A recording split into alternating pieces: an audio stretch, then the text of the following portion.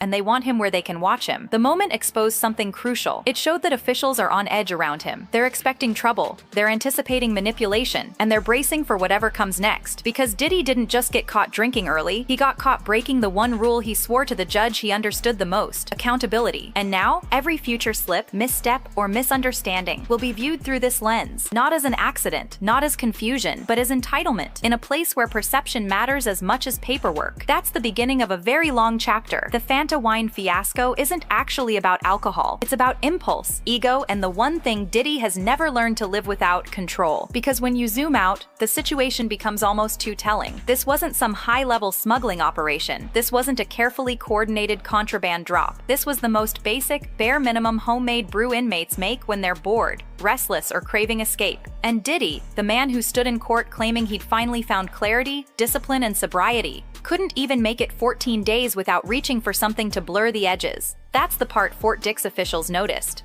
Not the alcohol itself, but the message behind it. It read like a confession without words. Diddy isn't adapting. He's coping. He isn't grounded. He's restless. He isn't rehabilitating. He's unraveling. And inside prison culture, that's dangerous. Because the moment inmates see a high-profile figure slipping this early, the respect shifts. The power dynamic tilts. The myth of invincibility cracks. Suddenly, you're not the mogul who built an empire. You're the guy who couldn't survive 2 weeks without a homemade distraction. It also paints a clear picture to the feds. This is someone who still thinks he can bend his circumstances, skirt rules, and navigate confinement the same way he navigated public scandals with charm, bravado, and shortcuts. But shortcuts inside a federal prison don't save you.